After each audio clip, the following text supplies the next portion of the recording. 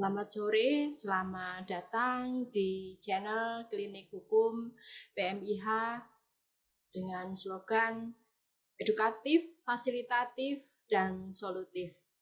Pada kesempatan hari ini kita akan mengambil tema terkait dengan problematika hukum pendaftaran merek di Indonesia.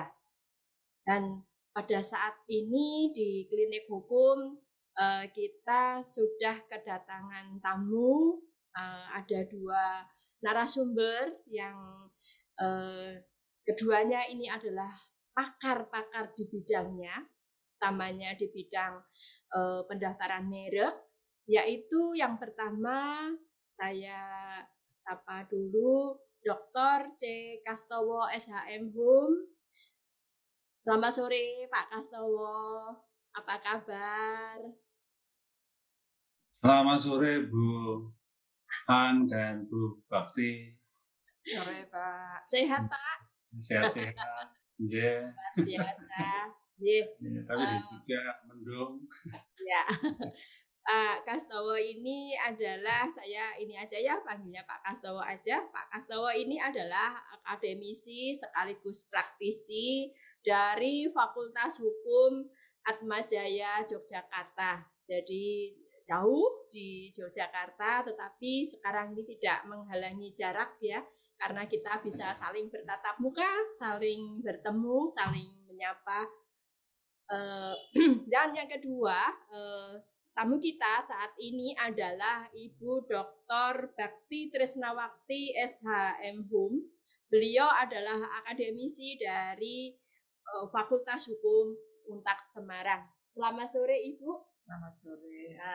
Sehat selalu ya Ibu ya. Alhamdulillah. Alhamdulillah. Karena hari-hari ini kalau di level nasional itu katanya sekarang ini sudah mulai Omikron itu naik ya. Oleh karena itu yang namanya sehat itu penting bagi kita ya.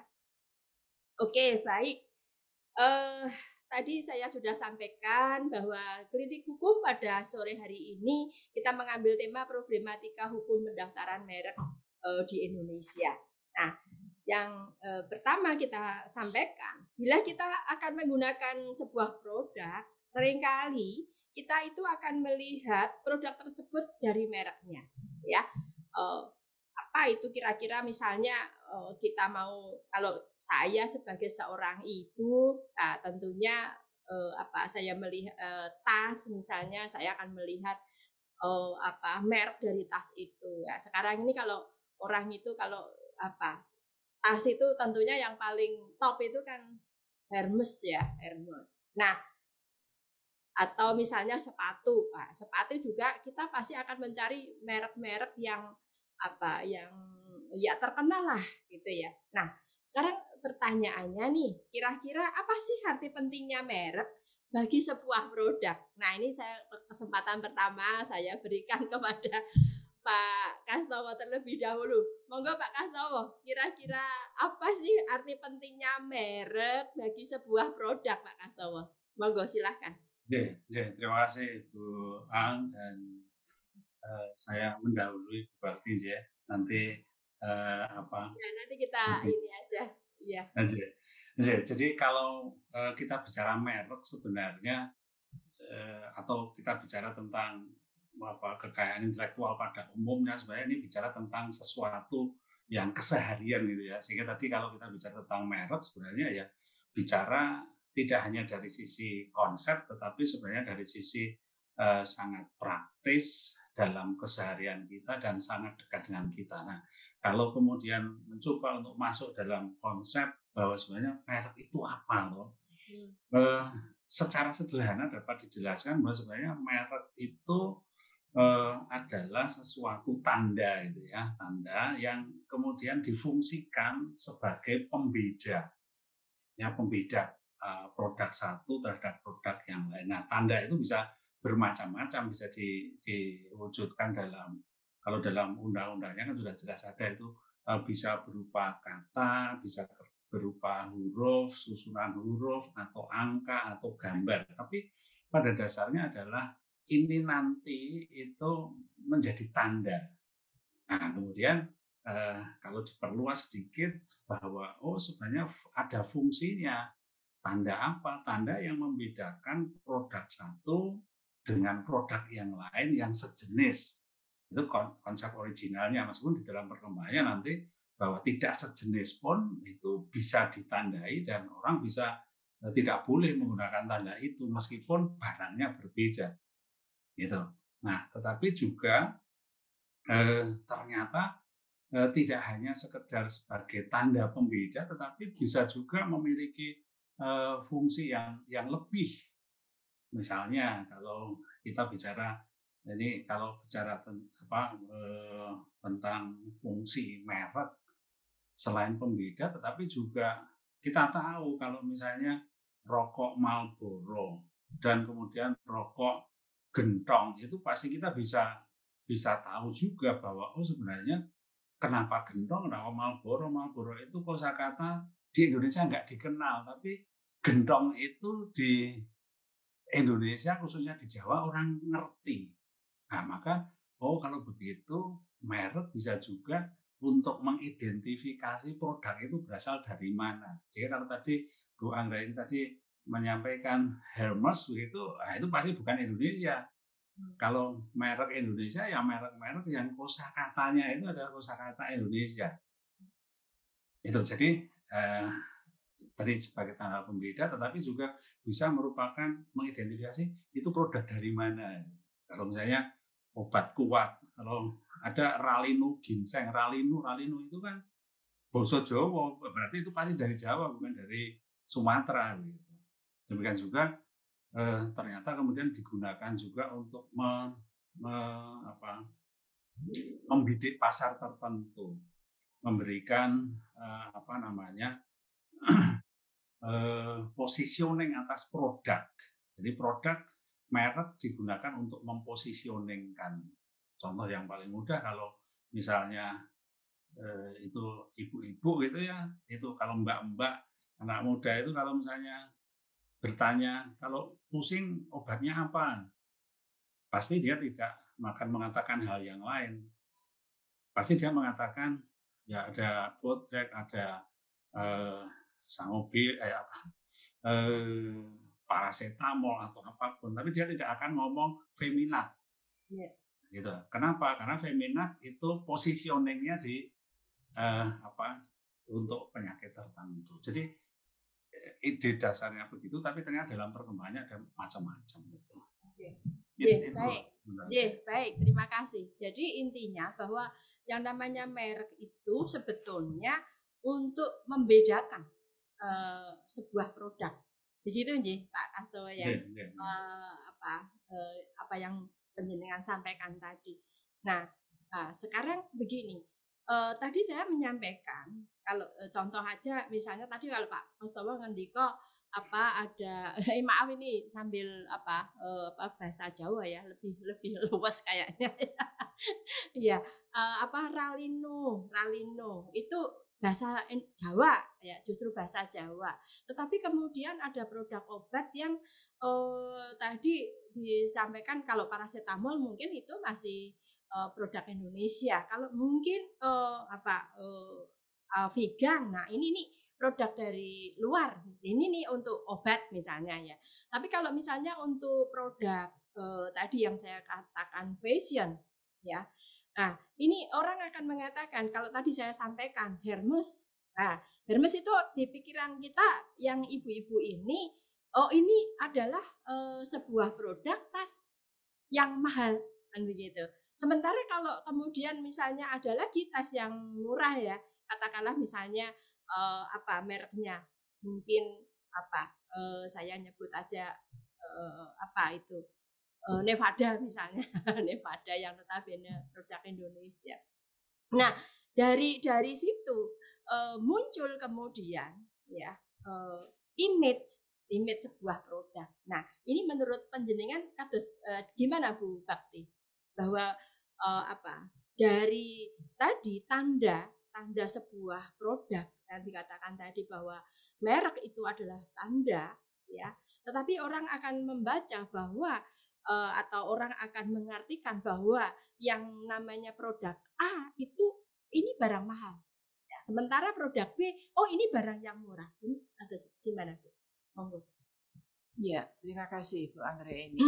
Jadi yang tadi Pak Kastowo menjelaskan bahwa merek itu merupakan suatu tanda. Tanda di sini itu yang dimaksud bisa terdiri dari unsur-unsur. Nah itu ada yang berunsur nama. Ya. Jadi kalau unsur nama misalnya merek Pepsodent. Ya. Nah itu yang dimaksud unsur nama. Ya. Kemudian kalau gambar itu mungkin kacang Garuda itu kan ada gambarnya Garuda. Nah itu ada kombinasinya. Nah kalau Bu Dr. Anggreni mengatakan untuk membedakan merek mahal dengan merek yang tidak. Nah kalau untuk merek mahal dan tidak itu biasanya konsumen sudah bisa tahu kalau dari luar negeri merek itu biasanya kan pasti harganya mahal kalau dari luar negeri. Nah tapi untuk di Indonesia pun belum tentu Indonesia mereknya itu enggak mahal, enggak juga Bu. Sebagai contoh aja Bellagio itu kan dari Indonesia. Tapi walaupun dari Indonesia merek Bellagio itu pun juga bagus. Harganya juga hampir sama dengan merek-merek dari luar negeri, tapi masih di bawahnya luar negeri. Jadi bedanya merek konsumen sudah bisa membedakan sendiri. Jadi yang jelas merek sebagai tanda itu sudah memberikan image tersendiri kepada konsumen untuk memilih produk tersebut. Begitu ya Bu ya, intinya ya. Jadi artinya konsumen itu sudah paham sendiri bahwa kalau misalnya merek A itu karena produk dari luar negeri pasti harganya mahal katanya. Begitu ya. Oke, baik. Ya, selanjutnya banyak di antara produk bisnis itu kan menggunakan ada hak cipta, hak paten, hak merek, kemudian perlindungan varietas tanaman, rahasia dagang, ya desain industri ataupun desain tata letak sirkuit terpadu. Nah, dari sekian banyak bentuk hak kekayaan intelektual, merek itu merupakan hak kekayaan intelektual yang banyak disengketakan. Ya, yang paling banyak itu secara ini merek ternyata. Nah, mengapa demikian? Monggo Pak Kastowo. Kalau diamati memang betul ya bahwa terutama di negara-negara berkembang termasuk Indonesia itu sengketa atau bahkan mungkin lebih luas ya pemalsuan atau peniruan itu lebih pada kekayaan intelektual yang disebut dengan merek. Kenapa? Ya sebenarnya kalau merek itu kan seperti tadi disampaikan Bu Bakti itu berupa apa? Tanda saja sehingga orang bisa memproduksi sesuatu dengan menggunakan tanda yang dimiliki orang gitu. Tidak harus berpikir panjang. Jadi kalau misalnya tentang sepatu atau tas tadi yang disebutkan Bu Anggra ini. Tas, ya saya bisa aja bikin tas dan kemudian saya tempeli dengan merek yang seperti dia punya, kan mudah gitu. Beda dengan kalau misalnya bicara tentang paten. Kenapa paten? Karena teknologi itu sulit, tidak mudah. Nah, maka kemudian orang memalsu teknologi pun tidak banyak yang bisa, sehingga pasti volumenya akan sedikit. Jadi karena merek memang itu ya berupa tanda tadi, tanda baik berupa susunan huruf, angka, kata, atau penamaan, atau gambar, tinggal sederhana sekali. Itu yang saya lihat bahwa memang ya produk-produknya bisa dibuat dan menempelkan tanda itu sesuatu yang sangat sederhana sekali. Bahkan kalau misalnya ini menjadi persoalan, contoh yang paling sederhana sekali, sekarang ini banyak tukang rosok gitu ya, tukang rosok dan kemudian mengumpulkan botol oli begitu dan kemudian diisi dengan oli yang sudah di-recycle itu sudah masuk kategori itu. Jadi sangat sederhana, sangat mudah untuk memalsu. Nah, maka kemudian pasti ini menjadi mendorong banyak persoalan yang terkait dengan merek itu jika dibandingkan dengan kekayaan intelektual yang lain. Oke, jadi artinya karena merek ini mudah mudah dilakukan karena merek itu hanya sebagai sebuah tanda, ya, sebuah tanda pembeda, ya. Dan ini tentunya mudah dilakukan dibanding kalau misalnya paten, karena paten itu tentunya harus menggunakan teknologi, ya. Demikian juga dengan hak cipta. Tidak mungkin hak cipta itu harus berpikir untuk membuat sebuah ciptaan, katakanlah seperti itu. Maka merek ini kemudian yang paling banyak, ya, yang paling banyak disengketakan, katakanlah seperti itu. Katanya Pak Kastowo. Mungkin Bu Bakti mau menambahi tentang hal ini, monggo silakan Ibu. Ya, memang betul. Kalau kita melihat kasus itu yang paling banyak terjadi itu adalah sengketa merek. Dan sengketanya itu sebetulnya cukup sepele. Karena pemilik merek yang kedua ini yang baru mendaftarkan, dia mendaftarkan merek itu mempunyai persamaan pada pokoknya atau keseluruhan dengan merek yang sudah terdaftar lebih dulu. Jadi kasusnya itu kebanyakan seperti itu. Seperti contoh saja, sudah ada gudang garam, ada yang mendaftarkan gudang baru. Sudah ada Extra Jos, mendaftarkan Enerjos. Ini kan punya persamaan pada pokoknya. Kemudian ada lagi, ada Aqua, ada Aqualiva, ada Aquanina, dan masih banyak lagi. Nah, jadi orang kepingin bisa mempunyai merek dengan cara pintas untuk mendapatkan keuntungan yang gampang sambil nebeng merek orang lain.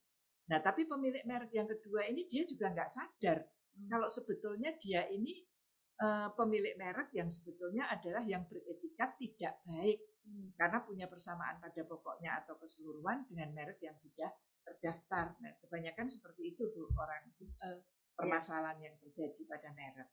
Ya, berarti bisa disimpulkan bahwa sebetulnya banyaknya kasus terkait dengan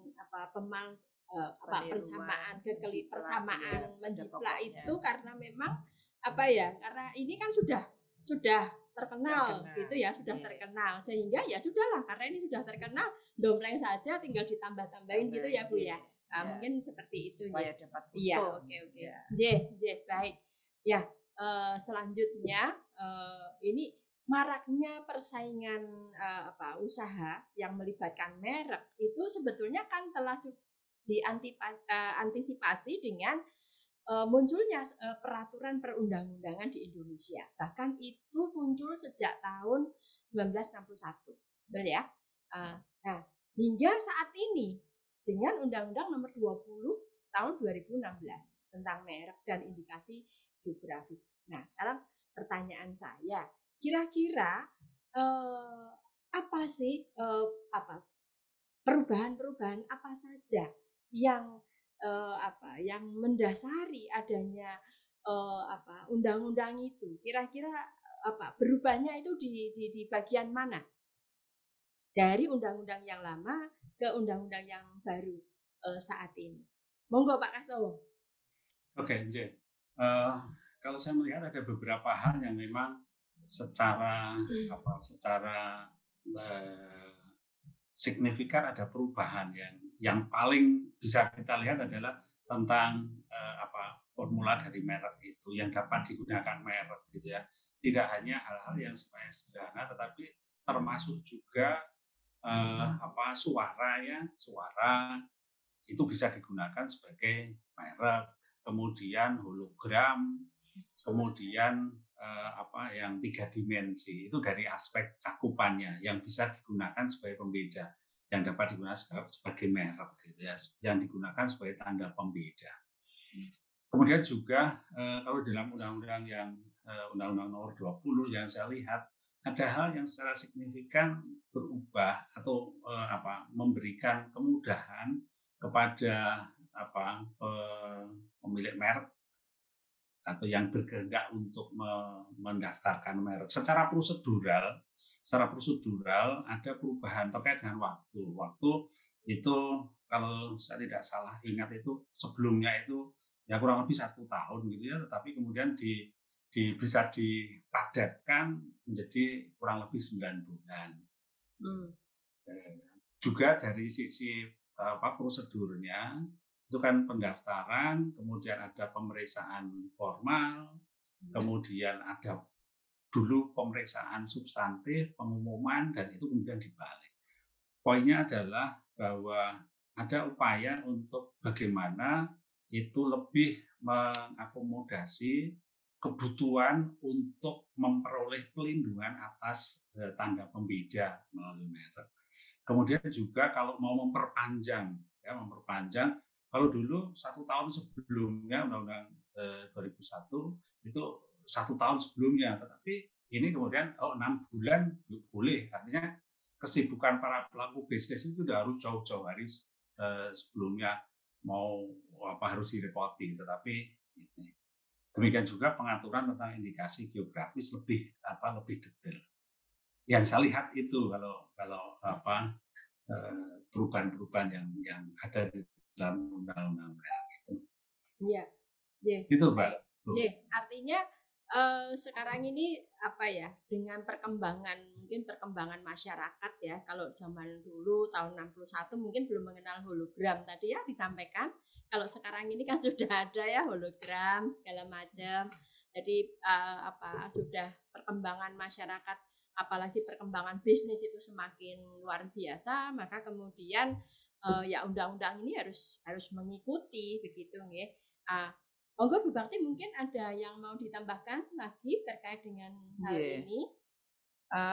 Ada lagi Pak Kastowo yang masih ketinggalan pengumumannya Pak. Kalau dulu dilakukan 3 bulan, sekarang dipercepat malahan, dipercepat 2 bulan. Nah, tapi sebetulnya kalau menurut saya loh Pak, pengumuman ini 3 bulan 2 bulan itu sebetulnya nggak ada ininya ya. Karena kalau merek-merek itu sudah terkenal, pemilik kan memang jarang untuk melihat lembaga pengumuman karena sudah saking sibuknya. Sehingga andai kata ada mereknya dia dicontoh orang lain, dia otomatis nggak akan ngerti. Mestinya itu yang harusnya menolak. Apakah nggak dari Ditjen KI Pak Kastowo? Untuk lembaga pengumuman menurut saya kok kelihatannya kok walaupun sekarang dipersingkat 2 bulan loh Pak. Ya, betul Bu. Betul bahwa memang sebenarnya kan kehendaknya pengumuman itu untuk memberi kesempatan kepada pihak yang berkepentingan atau yang potensial dirugikan atas dasar itu di daftarnya merek gitu. Tapi memang betul, oleh karena itu tentu bagaimana pemeriksaan substantif itu, tetapi kan sebenarnya kalau pengumuman itu sense-nya adalah sense pihak yang berkepentingan, tetapi kalau pemeriksaan substantif kan sense-nya sense administrator gitu. Iya, administratornya. Ya, jadi menurut pendapat pemeriksa merek, menurut pendapat pemeriksa merek seperti ini, tetapi mungkin menurut pendapat si pihak yang berkepentingan berbeda, seperti tadi disampaikan gudang garam dan gudang yang lain tadi. Wah, saya bisa saja sebagai pemilik merek saya merasa bahwa ini potensi untuk mengambil pasar saya gitu, ada kemungkinan seperti itu. Tapi dari pihak pemeriksa merek mungkin ya kayak gini sebenarnya orang bisa kok membedakan, orang nggak akan keliru kok kayak begini ya. Jadi ada kepentingan yang memang dikehendaki untuk dapat diserap semuanya. Tetapi memang betul bahwa kalau orang tidak melihat pengumuman diumumkan juga tetap nggak ada manfaatnya, memang betul. Ya, baik. Jadi artinya bahwa yang namanya pendaftaran merek ya, bahwa seseorang pelaku usaha lah katakanlah, kalau dia itu ingin mendaftarkan produknya ya, tentunya dia harus memenuhi baik syarat formil maupun syarat material, begitu ya, antara formalitas dan substansinya kan begitu ya. Iya. Nah sekarang kira-kira nih Bu Bakti, kalau misalnya nih ya syarat, ada salah satu syarat, hanya satu saja, oke lah, substansi misalnya ABCD gitu. Kira-kira kalau misalnya ada satu syarat yang tidak terpenuhi, ya, kira-kira apakah itu bisa menggagalkan permohonan pendaftaran merek itu? Kalau menggagalkan enggak, Bu? Biasanya kalau ada kekurangan syarat akan diberitahu apa syaratnya yang kurang, kemudian diberi kesempatan, teman saya lupa ini jangka waktunya berapa bulan, dia harus melengkapi syarat-syarat itu lagi. Tapi kalau dia dalam jangka waktu yang ditentukan itu tidak melengkapi syarat-syaratnya, itu dianggap berarti batal, tidak jadi. Jadi ada kesempatan untuk itu ada. Artinya masih tetap diberikan kesempatan untuk bisa melengkapi ya, untuk melengkapi syarat-syarat yang diperlukan. Nah, sekarang pertanyaan, kira-kira sebetulnya syarat formil dan syarat apa tadi material itu kira-kira apa saja supaya masyarakat ini tahu ini loh syarat formil dan syarat material, kan bagaimanapun juga klinik hukum ini diadakan supaya memberikan penerangan kepada masyarakat banyak. Sebetulnya begitu mudahnya untuk melakukan pendaftaran hak atas merek. Monggo silakan. Ya, jadi pendaftaran merek itu kalau dikatakan memang tidak sulit memang betul, karena dia hanya mengisi form. Kemudian di dalam mengisi form itu nanti dia juga harus melampirkan contoh merek yang dia daftarkan, itu harus dilampirkan juga. Selain itu, dia juga harus membuat pernyataan bahwa merek itu adalah betul-betul merek dari miliknya dia. Dan kemudian ada biayanya, secara singkatnya seperti itu, Bu. Jadi ada form yang harus diisi, itu sudah ada formnya. Baik. Nah, ini untuk pendaftaran itu sendiri harus dilakukan kemana, Ibu? Nah, kalau sekarang pendaftaran gampang, Bu, lewat online bisa. Atau lewat perguruan tinggi di tempat Pak Kastowo mungkin sudah ada juga, Pak, klinik haki yang menerima pendaftaran merek ya. Ada ya, Pak? Ya, ada. Kami berdiri sejak 2011, Bu. 2001 kami sudah ada klinik dan sentralnya.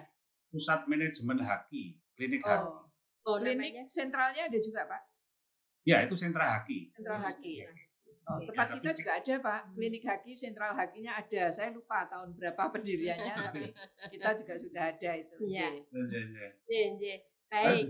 Bisa lewat online, bisa lewat Kanwil, bisa lewat perguruan tinggi, dan sekarang ini Kementerian Koperasi juga bisa, Pak. Koperasi, perdagangan, perindustrian juga melayani. Jadi bagi masyarakat yang memang memiliki produk dan berkehendak untuk mendaftarkan merek, sebenarnya sangat banyak jalan yang bisa digunakan. Ya, itu. Jadi daripada datang sendiri ya, Pak. Biayanya lebih murah.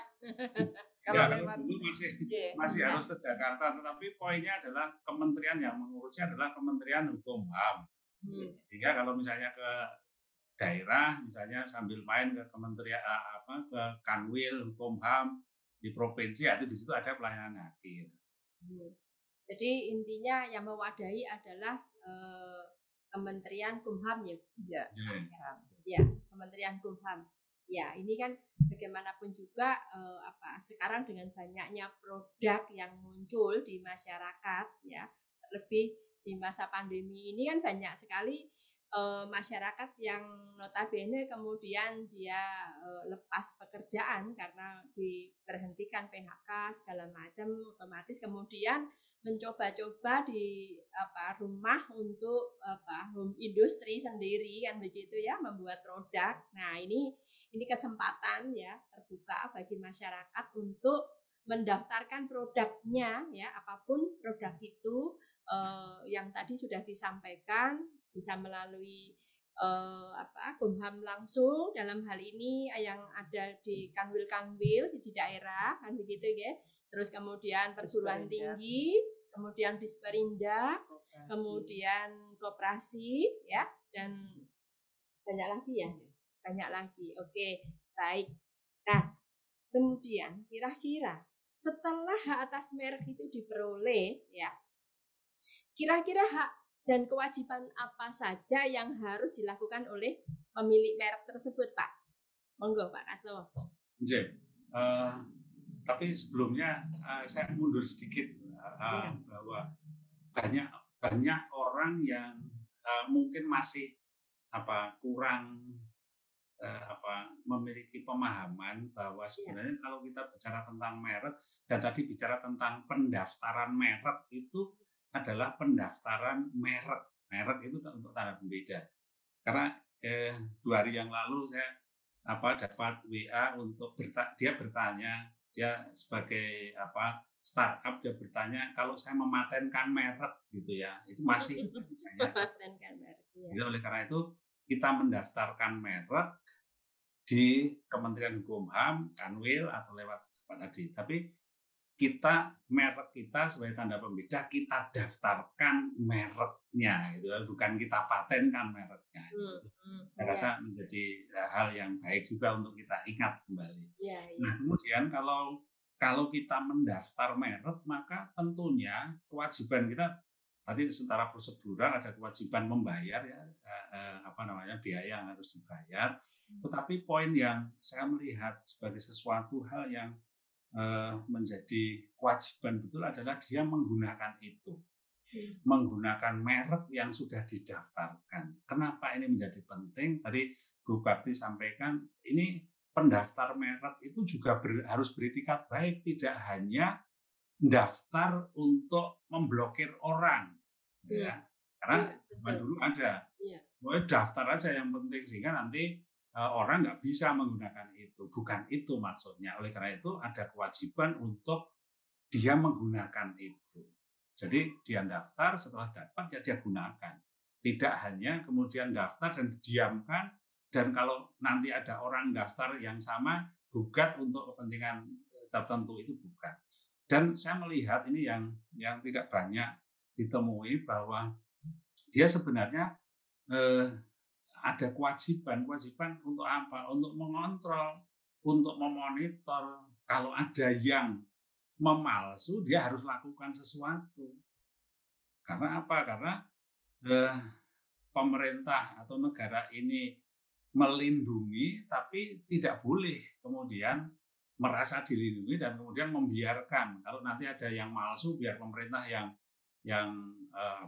ngawasi. Banyak sekali sekarang ini barang palsu dan kemudian masyarakat dirugikan karena apa? Karena pemilik merek dia tidak memonitor dan ternyata barang yang dipalsukan itu merugikan kepentingan konsumen, maka ini menjadi persoalan. Ya, jadi banyak konsumen yang rugi atas barang palsu. Kemarin itu di TV One atau apa di televisi itu sampo saset yang palsu. Pemilik mereknya dia diem aja.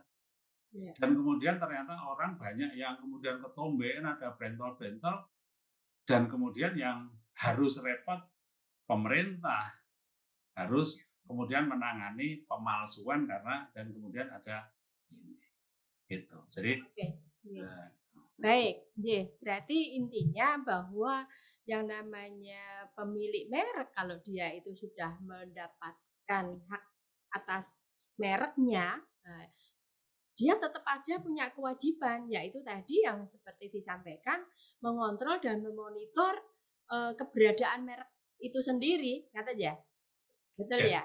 Meskipun itu tidak secara eksplisit ya, tidak secara eksplisit ada di dalam undang-undang, tetapi sebagai bentuk tanggung jawab dia dilindungi, mestinya dia melindungi masyarakat jangan sampai mereknya dipalsu dan kemudian ternyata merugikan kepentingan masyarakat. Ya. Gitu.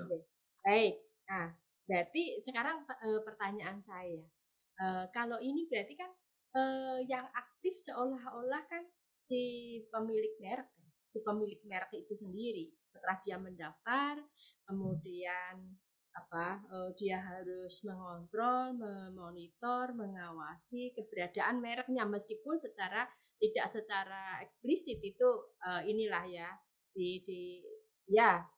dilihat secara inilah ya. Nah, sekarang pertanyaan saya, di sini kemudian bagaimana peran pemerintah terhadap keadaan seperti ini? Di mana peran pemerintah? Monggo. Kalau misalnya tadi ya, bagaimanapun juga kalau mereka itu sudah mendapatkan hak atas merek itu kan tetap aja ada kewajiban. Nah, ini kan ini kan kewajibannya si pemilik merek. Lah pemerintah ini kemudian ngapain? Kemudian kalau tadi disampaikan ternyata kemudian ada yang memalsukan. Nah ini kan yang bergerak si pemilik merek itu sendiri yang kemudian nanti dia akan mengadukan. Nah peran pemerintah di sini di mana? Monggo Pak Kasto mau dilanjut. Oke, nanti bisa sambung oleh Bu Bakti. Tapi poinnya adalah bahwa ya itu sebagai konsekuensi bahwa undang-undang tentang kekayaan intelektual secara keseluruhan, dan khususnya ini kita bicara tentang merek, itu deliknya adalah delik aduan. Maka kita bisa melihat bahwa sekarang ini begitu banyak, atau kalau beberapa waktu yang lalu tersebar di media mengatakan bahwa Indonesia ini surga barang palsu, ya. Dan kemudian bahkan sampai hari ini juga tahun 2021 kita masih masuk dalam Price Watch List di USTR. Karena apa? Ya banyak pemalsu, iya. Tetapi pemerintah negara yang nggak bisa apa-apa kalau tidak ada aduan, tuntutan dari pihak pemilik merek. Dan pemilik merek nggak mau repot kalau misalnya dia tidak mengganggu pasar. Contohnya tadi tas Hermes tadi, itu kalau di harganya itu jauh, orang sudah ngerti kok bahwa itu palsu, dan Hermes sendiri tidak merasa terganggu dengan pasarnya, sehingga dia boleh diem. Nah, ngapain juga gugat kalau memang pasarnya tidak terganggu. Nah ini yang saya tadi sampaikan, bahwa ini kemudian nggak fair dong kalau begitu pemilik merek membiarkan ini seperti Indonesia dibiarkan begitu banyak merek palsu, dan kita mendapatkan dalam tanda kutip itu surganya barang palsu. Lah mestinya kan pemilik merek itu gugat dong, biar negara punya legal standing untuk memproses. Kalau tidak ada aduan kan tidak ada legal standing untuk memproses itu. Baru kemudian polisi akan melakukan itu. Seperti tadi yang saya sampaikan tentang sampo tadi, bukan persoalan mereknya, tapi persoalan ada kerugian pada konsumen. Jadi bukan pemilik mereknya yang kemudian punya kehendak untuk melindungi konsumen, karena kan barang palsu ini kan sebenarnya kerugian konsumen juga harus diperhitungkan. Negara memberikan perlindungan, tapi yang dilindungi kemudian nyaman. Kalau ada yang ganggu saya akan tuntut. Tapi kalau orang pada ribut, negara bahkan dicap surga barang palsu, tapi dia diam saja, kan sebenarnya nggak fair juga. Iya, baik. Monggo Bu Bakti. Ya. Saya nambahi tadi Pak Kasto mengatakan orang yang mereknya sudah terdaftar, dia harus mengontrol mereknya dicontoh orang lain atau tidak. Karena dia di sini kan juga harus, mereknya dia itu harus dipergunakan terus. Karena kalau dia sudah mendaftarkan, merek tidak dipergunakan, justru dia nanti bisa dituntut, merek itu bisa dihapus dari pendaftaran merek. Makanya selain dia mempergunakan mereknya, dia harus kontrol dipakai orang lain atau tidak. Nah, itu yang jelas seperti itu. Kemudian kalau pemilik merek itu sudah mendaftarkan mereknya, jelas di sini pemilik merek itu akan mendapatkan hak khusus yang bersifat eksklusif. Jadi dia adalah satu-satunya orang yang berhak menggunakan merek itu. Berarti orang lain nggak boleh. Berarti ada hak tunggal. Kemudian dia boleh melarang orang lain untuk mempergunakan atau memiliki mereknya tanpa seizin dia. Berarti dia juga punya hak monopoli. Dan yang ketiga, dia mendapatkan perlindungan hukum. Harusnya seperti itu. Tapi kenyataannya tidak ya Pak Kastowo? Ya. Walaupun dia sudah mempunyai hak eksklusif, ternyata mereknya masih bisa dicontoh orang lain, ya. Masih bisa dicontoh orang lain. Nah ini. Dan pemiliknya diem. Nah itu Pak, makanya.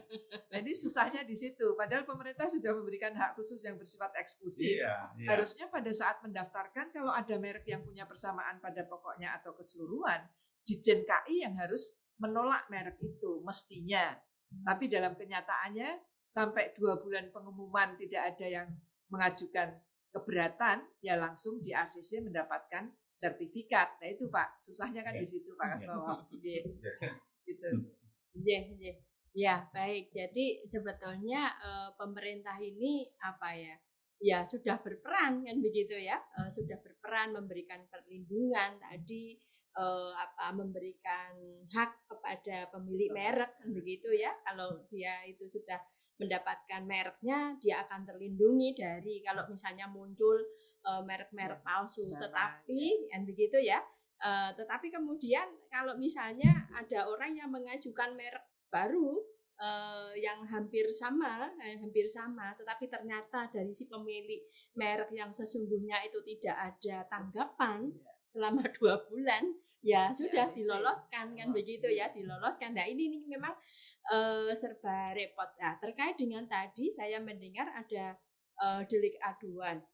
Nah kalau delik aduan ini bagaimana kalau misalnya kan delik aduan itu kan berarti kan menunggu ada aduan dari si pemilik merek kalau bahwa dia itu dirugikan terhadap adanya produk yang palsu karena mereknya itu dipalsukan. Nah, bagaimana kalau kan ini kan menunggu. Nah, apakah kemudian tidak Ya kalau begitu jangan pakai delik aduan ya, delik biasa.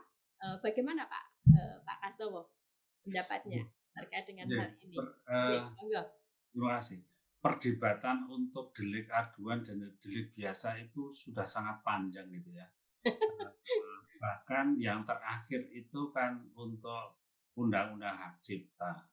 Ya, undang-undang hak cipta itu dulu di tahun 82-87 itu deliknya delik aduan, kemudian diubah menjadi delik biasa, dan sekarang diubah menjadi delik aduan.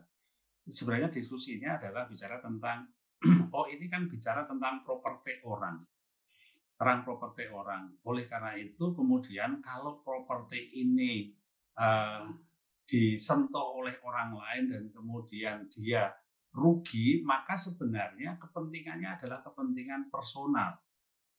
Nah, oleh karena itu, karena kepentingan personal, negara juga harus diem. Kecuali kalau itu kemudian ada laporan dari pihak yang memiliki kepentingan personal tadi. Nah, kemudian juga dari pengalaman, saya rasa Ibu Bakti ada pengalaman juga, tapi saya punya pengalaman pada waktu undang-undang hak cipta itu delik biasa, itu saya diminta untuk menjadi saksi ahli di Jogja pada waktu itu di kepolisian, tetapi kemudian karena pada waktu itu masih delik biasa, maka polisi memiliki kewenangan untuk kemudian memproses. Nah, tapi ternyata sudah diproses, ternyata saksi korbannya sebagai pemiliknya dia tidak merasa dirugikan. Maka kemudian terus gimana? Jadi polisi sudah bergerak untuk melakukan proses, kemudian ini kami dipanggil, tapi saksi korbannya yang sebenarnya itu ditiru pada waktu itu justru malah nggak datang. Kenapa? Loh, saya nggak merasa dirugikan kok. Maka kemudian saya bisa pahami betul, oh iya, bahwa sebenarnya ini kan melindungi properti orang. Kalau kemudian orang itu secara personal tidak merasa dirugikan, maka dia bisa tidak melaporkan. Sekalipun itu adalah sesuatu yang sebenarnya tidak benar. Nah, oleh karena itu tentu kemudian ini salah satu hal tentu pertimbangan bahwa ini kemudian menjadi delik aduan. Tetapi sekali lagi bahwa sebagai konsekuensinya ya negara nggak bisa aparat penegak hukum nggak bisa langsung melakukan tindakan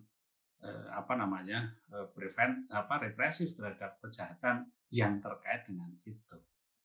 Ya, baik, ya berarti intinya bahwa sebetulnya negara itu akan memberikan perlindungan, tetapi karena ini tadi adalah sebuah properti milik seseorang, di mana kalau orang tersebut merasa tidak dirugikan ya sudah diam saja, meskipun sebetulnya dengan adanya katakanlah pemalsuan merek itu kemudian menimbulkan hal yang baru, yaitu contohnya misalnya tadi Pak Kastowo sudah sampaikan kalau ternyata sampo ini produk sampo yang dipalsukan dan itu kemudian menimbulkan masalah baru, yaitu bahwa konsumen si pemakai ini yang mengalami kerugian, kan begitu ya. Nah, kalau sudah seperti ini, ini peran hukum bagaimana Bapak untuk mengatasinya? Monggo silakan. Nah, ini larinya sudah mungkin bukan ke lagi ke perlindungan konsumen ya. Nah, tetapi artinya bahwa negara baru kemudian akan melakukan suatu tindakan yang terkait dengan merek kalau kemudian ternyata sebenarnya pemalsuan merek tetapi kemudian ada akibat. Itu jadi contoh yang paling sederhana itu kan sampo, tapi bagaimana kalau misalnya obat? Obat dan kemudian dipalsukan. Ya kalau ditanya sebenarnya siapa sih yang paling ngerti kalau obat dia itu dipalsukan? Bukan negara, bukan pihak siapapun juga. Yang paling tahu adalah produsennya, pemegang mereknya. Jadi negara akan melakukan sesuatu kalau memang kemudian kepentingan masyarakat luas itu tercederai. Termasuk juga di dalamnya kalau kemudian ada unsur yang terkait dengan merek. Itu mungkin Bu Bakti bisa. Bu Bakti mungkin mau menambahi, monggo silakan. Iya, sebetulnya dalam Undang-Undang Merek sendiri yang nomor 20 tahun 2016 ini sebetulnya kan hukumannya itu kan sudah diperberat sebetulnya dibandingkan dengan 15 2001 sampai 1992 sampai 15 2001 itu masih belum, sehingga banyak sekali orang yang melanggar itu. Tapi di dalam tahun Undang-Undang 20 2016 ini sebetulnya sanksi pidananya itu sudah diperberat. Maksudnya supaya orang-orang itu akan menjadi jera. Andai kata dia melakukan kesalahan mencontoh merek itu supaya kapok, itu maksudnya demikian. Dan tapi nggak tahu kok ternyata juga masih ada Pak Kastowo. Setelah undang-undang itu muncul kok masih ada juga yang melakukan pelanggaran punya persamaan pada pokoknya atau keseluruhan. Berarti belum kapok Pak dengan undang-undang yang sekarang ini berarti. Ya, tapi kan bahwa pemidanaan baru akan bisa diproses kalau ada aduan. Sehingga porosnya adalah pada pemilik merek itu mengadu nggak. Kalau nggak mengadu, sekalipun ancamannya itu tinggi ya pasti tidak akan ini. Sama aja Pak, sama juga bohong berarti. Iya. Nah, sekarang ya begitu banyak itu merek-merek, kalau di Jogja itu di pinggir jalan Mataram, di pinggir selokan itu banyak sekali produk-produk orang mengatakan KW.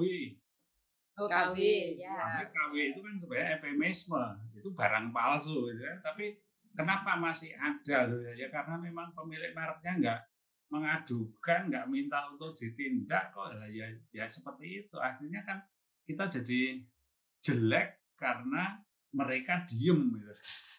Ya, baik. Oke. Ya, tadi kita sudah berbicara bahwa sebetulnya undang-undang itu sudah ngatur lebih tinggi ancaman hukumannya. Tetapi ternyata masih ada juga hal-hal yang membuat kemudian orang itu belum jera, ya. Nah, kira-kira ini yang salah undang-undangnya, ya. Apakah artinya begini? Apakah undang-undang ini, Undang-Undang Nomor 20 Tahun 2016 ini sudah pas atau memang sebetulnya undang-undang ini juga sebetulnya mengandung kelemahan? Monggo Pak Kastowo. Kalau saya melihat ya kalau dari sedikit agak teori. Ya. Halo? Halo? Halo? Gangguan? Halo? Mas Supri? kan bagus, perlindungan hukum preventifnya sudah oke. Ya. Tapi perlindungan hukum represifnya itu baru akan terjadi kalau ada aduan. Ya. Jadi sebenarnya problemnya bukan pada undang-undangnya, tetapi pada masyarakatnya. Masyarakat, baik masyarakat pada umumnya ataupun masyarakat pemilik merek, lah dia diem kok. Ya, ya. Aturannya menghendaki dia lakukan sesuatu, tapi kalau dia diem ya undang-undangnya nggak akan berjalan kan gitu Bu Bakti ya. Kalau ya nggak akan jalan undang-undangnya kalau dia diem, karena apa?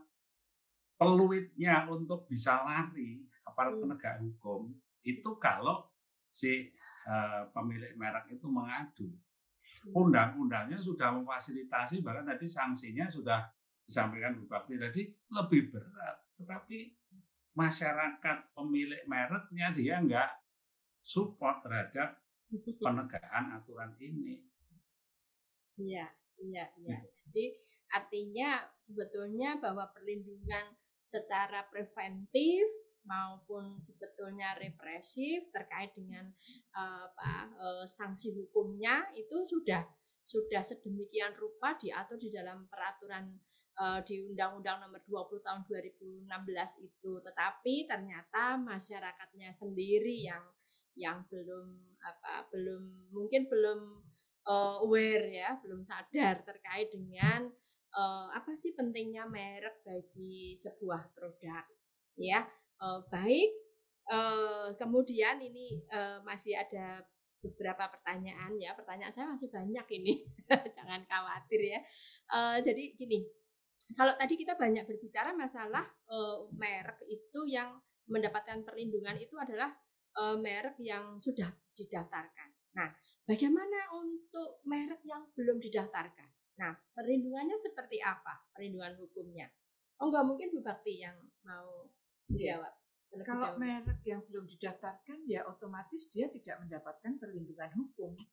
Jadi andai kata saya punya produk, kemudian saya tempeli merek saya tidak saya daftarkan. Kemudian ada orang yang tahu, loh kayak Bu Bakti kok beli produk kayak mereknya gak didaftarkan. Kemudian dia mencontoh merek saya didaftarkan, saya nggak bisa protes.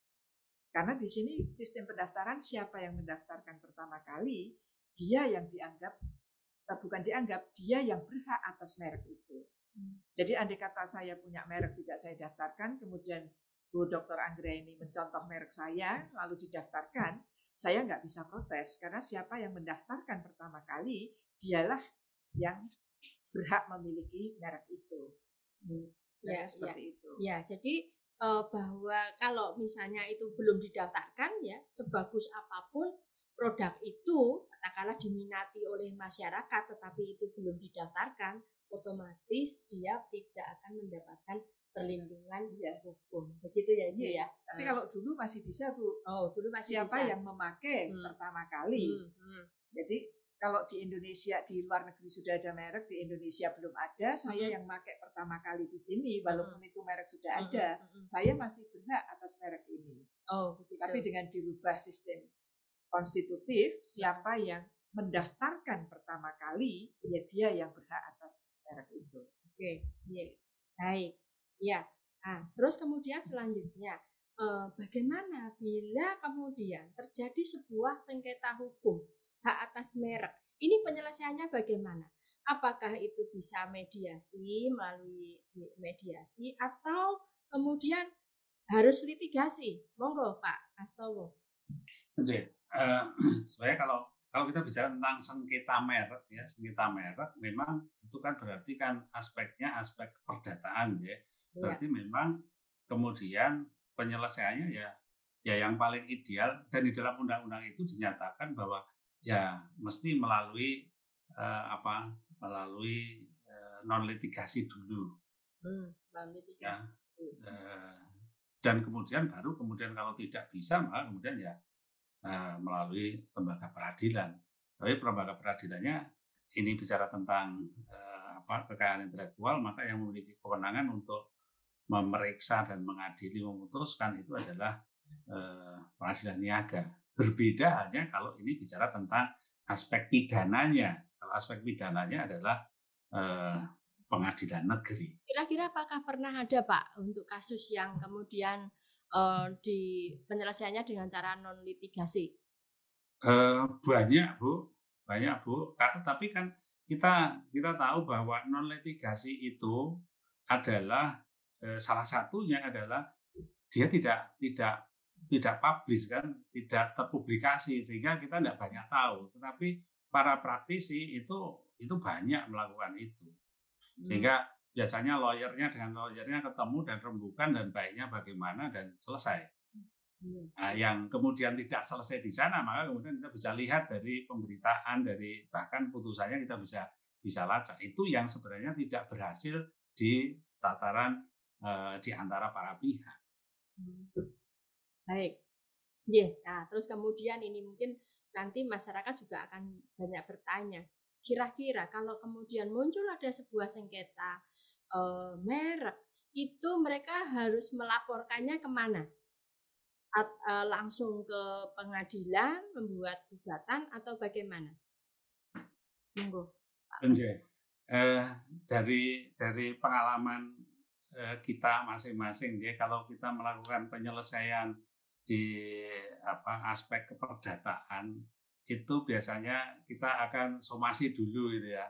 Somasi dulu dan kemudian dia ngelayani enggak, kalau melayani kemudian kita ya kita ngajak ngobrol-ngobrol dan bisa selesai ya. Tetapi kemudian kalau memang tidak bisa, sudah mentok ya sudah, kemudian melalui gugatan di pengadilan niaga. Meskipun kita tahu juga bahwa nanti di pengadilan niaga pun kemudian kan kita akan diberi waktu untuk mediasi lagi gitu ya. Dan kemudian baru kalau tidak berhasil ya kemudian nanti hakim yang akan memutus itu. Nah, baik, itu berarti larinya ke pengadilan niaga ya. Kalau misalnya musyawarah atau kata sepakat di antara mereka yang bersengketa itu tidak tercapai, begitu ya? Bukan ke pengadilan umum, bukan ya? Itu untuk aspek pidananya. Untuk aspek pidananya di pengadilan umum, sementara untuk aspek perdatanya di pengadilan niaga. Oke, baik. Ya, waktunya sudah cukup. Kemudian saya masih ada satu closing statement dari Bapak Ibu narasumber pada sore hari ini. Monggo mungkin Bu Bakti terlebih dahulu terkait dengan problematika pendaftaran merek di Indonesia saat ini. Ya, kalau menurut saya sebetulnya pada saat sudah ada merek yang didaftarkan, kemudian ada orang lain yang mendaftarkan lagi, ini tidak perlu menunggu pengumuman 2 bulan, tapi sebetulnya cukup kalau merek yang sudah didaftarkan itu punya persamaan pada pokoknya atau keseluruhan, karena dalam Undang-Undang 20/2016 pasal 21, itu punya persamaan pada pokoknya atau keseluruhan dengan merek yang sudah terdaftar lebih dulu atau dengan merek terkenal, harus ditolak. Jadi menurut saya, mestinya nggak usah nunggu sampai 2 bulan, kalau memang sudah memenuhi syarat itu, ya harus ditolak. Jadi tidak mungkin akan ada merek yang punya persamaan pada pokoknya atau keseluruhan beredar di pasaran. Kalau menurut saya seperti itu. Jadi fungsi lembaga pengumuman ini sepertinya kurang menurut saya. Ya, jadi di sini kuncinya sebetulnya pada pendaftar, yaitu Ditjen KI. Menurut saya seperti itu. Oke. Baik. Monggo Pak Kastowo. Kalau saya begini, bahwa sebenarnya merek itu kan sebenarnya kayak karya kreatif. Maka kalau menurut saya kita mencoba untuk bagi para pelaku bisnis baru itu kreatif lah. Karena apa? Karena pasti kemudian akan memiliki nilai tersendiri. Dan merek-merek besar itu karena perjuangan, karena reputasi, bukan karena neving terhadap pihak lain. Jadi kalau saya lebih pada para pelaku bisnis baru kreatif di dalam menciptakan tanda pembeda sebagai merek. dan daftarkan itu, karena kalau tidak didaftarkan seperti tadi disampaikan Ibu Bakti, ya memang tidak akan ada pelindungan. Demikian, Bu. Baik, terima kasih. Wah, sungguh luar biasa penyampaiannya sore hari ini untuk acara Klinik Hukum PMIH Untak Semarang. Terima kasih saya haturkan kepada Pak Dr. Kastowo SHMH atas waktunya. Ya, jangan sungkan ya Pak, nanti kapan-kapan kami undang kembali. Terima kasih juga. Kami juga mengucapkan terima kasih kepada Ibu Bakti, Dr. Bakti Trisnawati yang sudah memberikan banyak sekali pencerahan kepada kita semua terkait dengan problematika hukum pendaftaran merek di Indonesia.